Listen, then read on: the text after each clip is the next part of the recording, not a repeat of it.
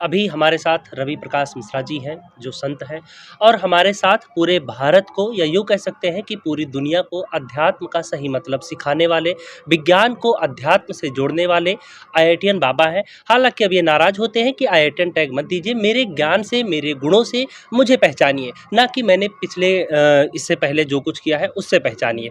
महाराज जी बहुत-बहुत स्वागत है आपका। नमस्कार, हर हर महादेव। हम एक चीज़ सबसे पहले तो यही जानना चाहेंगे कि जैसे आप साधना करते हैं, जैसे शुरुआत में जब हम आपसे मिले थे तब आपका जो पहनावा था, वेशभूषा था वो अलग था और अभी जो है वो अलग है। तो क्या साधना में इससे बहुत सारे लोग ये समझते हैं कि साधना करने का मतलब ही होता है कि गेरुआ वस्त्र पहनना, हाथ में तमाम रुद्राक्ष की माला होना, गले में तमाम माला होना, बड़ी-बड़ी दाढ़ी होना। तो ये थोड़ा-सा दर्शकों को हमारे समझा दीजिए क्योंकि अब आप घड़ी पहने हैं, कलावा जैसे हम लोग पहनते हैं। नहीं, ये तो फंक्शनल पर्पज़ के लिए है ना। हाँ, अब मेरे को टाइम के हिसाब से चीज़ें करनी पड़ती हैं कि अब किससे क्या मिलना है, कितने टाइम में मिलना है। हाँ, तो पहले मोबाइल में देखता था, ठीक है, थोड़ा ये हाँ, हाँ, ईज़ी यंत्र हो गया उसका हाँ, टाइम का ही ना। हाँ, तो मेन जो साधना जो है, मैं तो ज़िंदगी को ही साधना मानता हूँ ना, कि ज़िंदगी ही साधना है, कि ज़िंदगी आपको जहाँ पे भी लेके जाए, कि आप वैराग्य में जी सकते हो। और मैं इसीलिए मैंने इनको भी बिठाया ना साथ में कि आप को ये जो मैं जवाब दे रहा हूँ, आप उनका शास्त्र वाला भी वो पूछें उनसे, हाँ, क्योंकि ये बहुत ज्ञानी है ना इस सब मामले में। हाँ, तो जो मैंने जैसे साधना जो आपने पूछा ना कि साधना, लोग ये बोल रहे हैं कि ऐसा होता है और आप ऐसा कर रहे हो, तो असली मतलब क्या है? तो मैंने आपको असली मतलब बताया। अब उनसे भी पूछो साधना का मतलब है, वही बताएंगे आपको बढ़िया। क्या साधना करने के लिए जैसे इन्होंने अभी गुरु दीक्षा नहीं ली है, अपने आप को सन्यासी भी नहीं मानते हैं, ये भी नहीं मानते हैं कि बैराग में अपने आप को मलंग मानते हैं, शिव भक्त बताते हैं, अल्हड़ बताते हैं। तो क्या ये ज़रूरी है कि सारी चीज़ें वो वेशभूषा पहने या फिर ये किसी भी रूप में रहकर अपनी साधना कर सकते हैं? एक तो सबसे बड़ी बात है जी। कि आपने प्रश्न भी इतना बढ़िया चुना और आपने बड़ा सुंदर तरीके से उत्तर भी दिया। इस बात को समझने के लिए एक तो आईक्यू लेवल अच्छी चाहिए, तब इस बात को आप समझ भी पाएँगे। जब भागवत ग्रंथ को जब आप उठाएँगे, तो उसमें कपिल भगवान साक्षात नारायण के अवतार हैं। जो आपने प्रश्न किया, यही प्रश्न माता देवहूति ने कपिल भगवान से पूछा कि संत कौन है? क्या वस्त्र को पहनने वाला, दाढ़ी बढ़ा लेने वाला, केश को बढ़ा लेने वाला और भस्मी को लगा लेने वाला क्या संत है? तो कुत्ता भी तो भस्म में रहता है, क्या वो संत उसे मान ले? नंग-धड़ंग तो बैल भी रहता है, क्या वो संत है? गंगा में तो मछली रहती है, तो क्या गंगा में दिन-रात रहने से क्या वो संत है? कहा नहीं, संतों का लक्षण क्या है?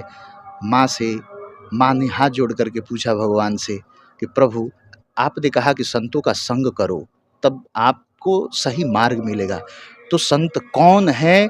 तो कपिल भगवान कहते हैं तितिक्षवः, जो तितिक्षु हो, कारुणिका, जो करुणा करने वाला हो, सुहृद, सबको सुहृद समझे, अपना समझे, सुहृद समदेहिना, और अपने आप को सभी प्राणियों में विद्यमान समझे। इसी को विभु कहते हैं। वो जो बात कह के निकल गए हैं ना, उनको भले बुरा लगे कि आईआईटीएन कहने से वो थोड़ा-सा हिचक रहे हैं। आईआईटी कौन करता है? उसका आईक्यू लेवल कैसा होता है? उनकी बातें समझने के लिए ना उस लेवल पे पहुँचना पड़ेगा। और बड़े बुजुर्ग कोई बात कहें और विरोधाभास लगे ना, तो बड़ों को डाँटना नहीं चाहिए, बड़ों को गलत नहीं कहना चाहिए। आपको बात समझ में आ नहीं रही है, समझने का प्रयास करिए। कहने का मतलब कि ये जो पंच तत्व का शरीर है इसके ऊपर कौन सा चोला है ये नहीं तय करेगा कि हाँ आप संत हैं या फिर आप साधारण गृहस्थ वाले हैं। ये तय करेगा कि आपके आचार विचार, आपका रहन सहन कैसा है, इससे तय होगा।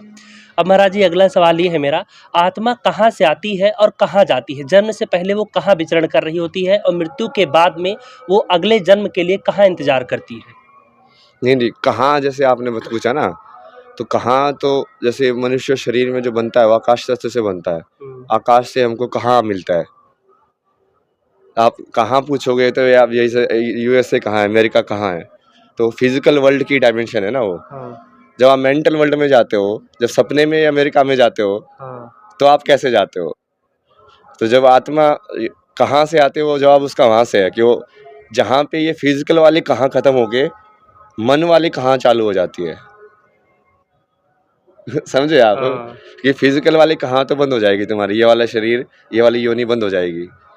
पर जो आपके मन के अंदर जब तुम कहाँ रहते हो, जब तुम शरीर की अनुभूति हुए बिना जब उसमें रहते हो, तो उस संसार में चले जाएगी और फिर वापस से वो जो उसकी इच्छा के हिसाब से फिर से वो जन्म लेगी। तो वो संसार तो अनंत में है, उसकी तो कोई हाँ, सीमा ही नहीं है। वो तो अनंत में ही है। हाँ। अब महाराज जी यही जवाब हम चाहते हैं कि आप भी दीजिए। एक तो बात हमको बड़ा आनंद आ रहा है, इन्होंने जो भी चीज़ें आप बोल रहे हैं पूरी हमको लग रहा है कि शायद आपने अनुभव करके वो चीज़ें प्राप्त की हैं। अध्ययन जो ऋषियों ने किया है और लिखा है, लिपिबद्ध किया है, जी। वो सब चीज़ें अनुभव करके लिखा है। जब आप अनुभव करेंगे तो आपका जीवन शास्त्र हो जाएगा। शास्त्र को पढ़ने वाले भी अपराधी हो जाते हैं और नहीं पढ़ने वाले भी शास्त्र के प्रतिमूर्ति हो जाते हैं। क्यों? क्योंकि सही मायने में आप जब धर्म को जीने लगते हैं, धर्म को धारण करने लगते हैं, तो आपका जीवन ही शास्त्र हो जाता है, आपका जीवन ही प्रमाण होने लगता है। अभी आकाश तत्व की उन्होंने बात कही, 5 तत्वों से शरीर बना।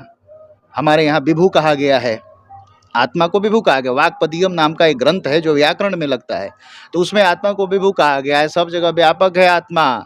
तो आत्मा कहाँ जा कर के जन्म लेगी, ये आकाश तत्व निर्धारित करता है। उन्होंने स्पष्ट कर दिया है। वो पूरा व्याकरण की बातें बोल रहे हैं, वो जी रहे हैं इसलिए बोल रहे हैं। वो वाक्पदीयम नहीं पढ़े हैं, लेकिन वो अपने आप को जरूर पढ़ लिए हैं। तो हम तो ये जानते हैं कि ग्रंथ बहुत कम ज़्यादा पढ़ना हो मत पढ़ो, पढ़ो या मत पढ़ो, सम्मान करो, धर्म को धारण करो, लेकिन कम से कम अपने आत्मा की आवाज़ को सुनो, ध्यान करो।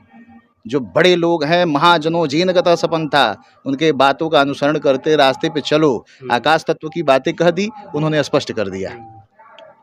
लैटिया आपने वो भी बता दिया, वो क्या नाम बताया था आपने? वाक्पदीयम। इसमें बता दो ना, डिस्चार्ज हो गया एकदम, बता दिए, वो बढ़ा दो।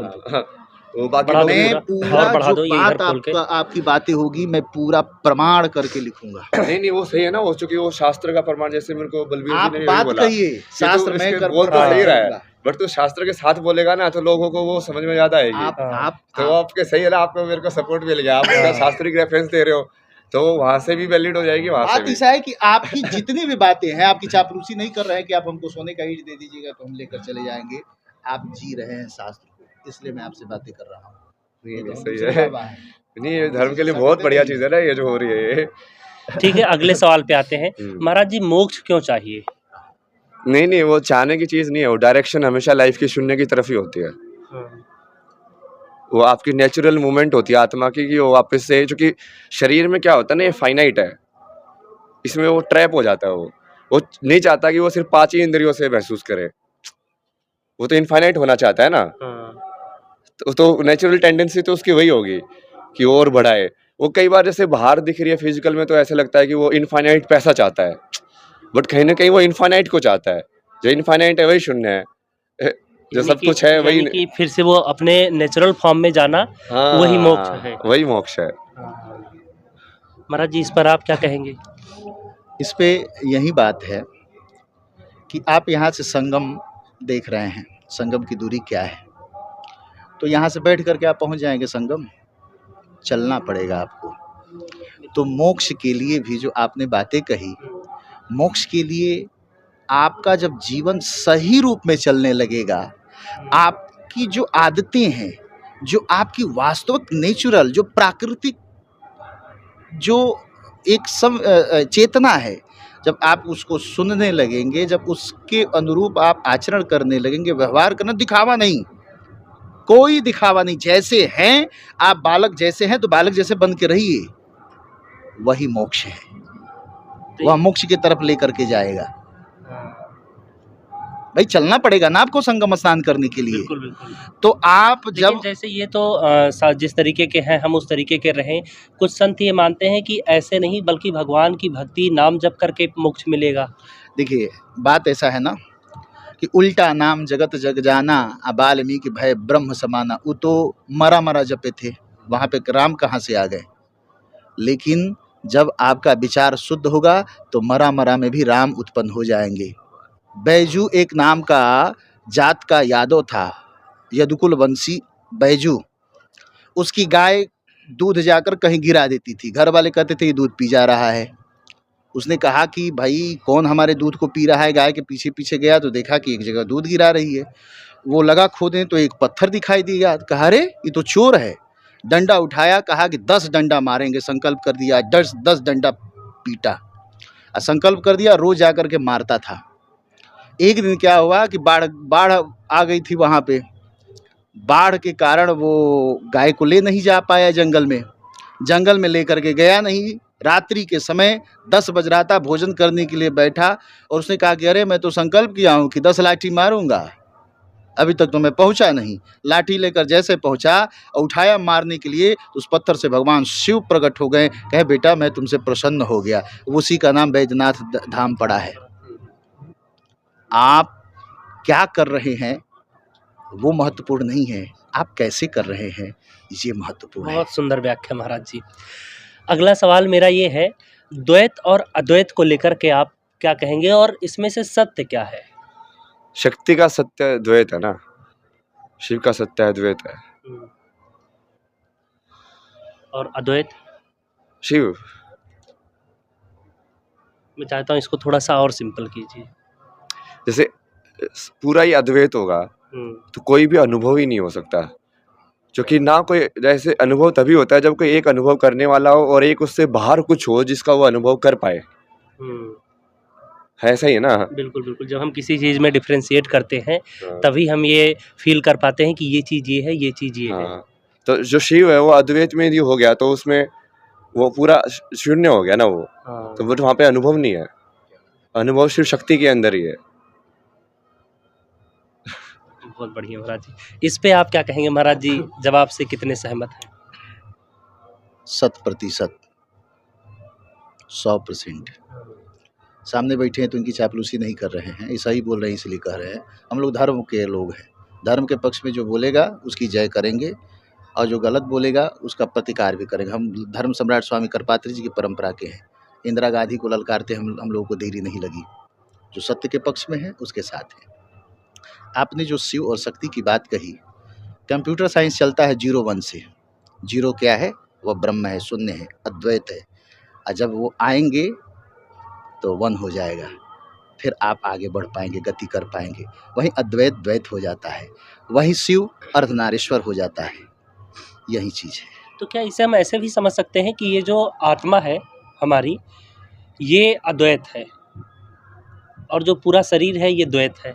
देखिए, अब आत्मा और शरीर के विषय में जब चर्चा करने लगेंगे तो यह व्याख्या बड़ी विस्तृत हो जाएगी। लेकिन जो एक रूप ये भी है समझने के लिए, ऐसे भी समझा जा सकता है। उसको आत्मा की जगह अलग यदि परमात्मा बोलोगे ना, तो डिफरेंशिएट इजी हो जाएगा। क्योंकि वो यदि तुम ऐसा बोल रहे हो कि आत्मा का पुनर्जन्म होता है तो वो आत्मा फिर वो अद्वैत नहीं होगी। वो तो अद्वैत वही चीज होगी जिसका जन्म ही ना हो रहा हो, क्योंकि उसको तो इच्छा ही नहीं है। इसलिए उसको आत्मा, वैसे वो आत्मा से ही लिंक्ड है बट उसका स्वरूप जो होगा वो परमात्मा वाला होगा, क्योंकि वो लाइक उसके बारे में बोला नहीं जा सकता कुछ भी। अगला सवाल है महाराज जी, अनहद नाद क्या है और नाद या साउंड के सहारे अध्यात्म की किस ऊंचाई तक पहुंचा जा सकता है? जो कंटिन्यूअस साउंड जो यूनिवर्स के बैकग्राउंड में जो चल रही है वो अनहद नाद है। उस साउंड के ऊपर, जैसे आप जो इंटरव्यू ले रहे हो तो एक यूनिवर्स की साउंड है, उसके ऊपर हम अपनी साउंड प्रोड्यूस कर रहे हैं, राइट? जैसे एक अभी बैकग्राउंड ट्रैक भी तो है ना, और उसके ऊपर जब आपका सवाल आता है तब मुझे ऊपर से सुनाई देता है। बिल्कुल। तो जो अनहद है मतलब कि जो यूनिवर्स की जो नेचुरल बैकग्राउंड साउंड है वो अनहद नाद है। दूसरा क्या था? और ये था कि इसके जरिए कहाँ तक के अध्यात्म की ऊंचाई तक पहुंचा जा सकता है, अगर हाँ तो कहाँ तक? नहीं, वो तो शब्द ब्रह्मा ही है ना, वो उसी से बना हुआ है वो साउंड्स के हिसाब से। वो पूरा जो फ्रीक्वेंसी जैसे वाइब्रेट हो रही है ना, उसके हिसाब से ही वो यूनिवर्स स्टेबल है। मतलब कि सारे ग्रह ऐसे ही क्यों वाइब्रेट कर रहे हैं, वो सब पूरे ना, वो ज्योमेट्री स्टेबल है उसकी वजह से। यदि वो वैसे नहीं होता तो वो होता ही नहीं, वो फिर वो डिसबैलेंस हो जाएगी एनर्जी। तो जरूरी तो है ही वो, चाहे वो विज्ञान के अंदर तुम उसको समझने की कोशिश कर लो या आध्यात्म के अंदर। इस पर क्या कहेंगे महाराज जी? इस पे वही बातें हैं जिस प्रकार से आपने बड़े सुंदर तरीके से बताया कि पूरे ब्रह्मांड के बारे में बताया, अनहद नाद के बारे में बताया, दोनों का समन्वय कैसे हो। यही स्थिति हमारे अंदर भी चल रही है। जब आप व्याकरण पढ़ेंगे तो व्याकरण पढ़ेंगे तो 2 प्रकार का प्रयत्न होता है। एक आभ्यंतर होता है, एक बाह्य होता है। आभ्यंतर प्रतना 10 धात, इसके 10 भेद होते हैं। श्वास, विवार, संवार, नाद, घोष, अघोष, अल्प प्राण, महाप्राण, उदात, अनुदात, स्वरी, ये भेद हुए। तो ये क्या है कि नाभ्य आशीत अंतरिक्षः, जब आप पढ़ेंगे वेद में पुरुष सूक्त है, पुरुष सूक्त में विराट पुरुष का वर्णन है, उसमें बताया गया है नाभ्य आशीत अंतरिक्षः, अंतरिक्ष नाभि प्रदेश है। और नाभि प्रदेश आपके शरीर से, नाभि से जब नीचे की तरफ जाएंगे तो एक स्थान जिसका नाम मूलाधार चक्र है, वहाँ से निरंतर एक वाइब्रेट हो रहा है, एक तरंगे उत्पन्न हो रही है, वही है अनहद नाद।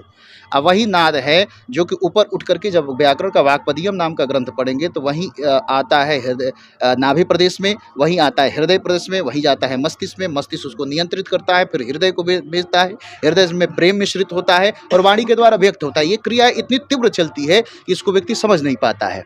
ठीक है। अब क्या होता है कि जो योगी लोग होते हैं, जो अंतर्मुखी होते हैं, दुनिया को जीतने वाला वीर होता है, जो अपने आप को जीत ले वो महावीर होता है। जो ऐसे महावीर लोग हैं वह जब अंतर्मुखी हो जाते हैं, जब वो अपने हृदय की आवाज़ को सुनने लगते हैं तो वही स्वप्न रूप में दिखाई देता है। हृदय से नीचे की बात और नाभि प्रदेश से ऊपर की बात जब सुनते हैं तो वो जो है कि पक्षियों की भाषा समझ लेते हैं, जीवों की भाषा समझ लेते हैं। कौवा बोल रहा है तो कह क्या रहा है उसकी भाषा समझ लेते हैं। जो उसके नीचे अनहद नाद जो समझ लेता है वह विभु हो जाता है, वह ब्रह्म हो जाता है, वह मुक्त हो जाता है, वही है शिव।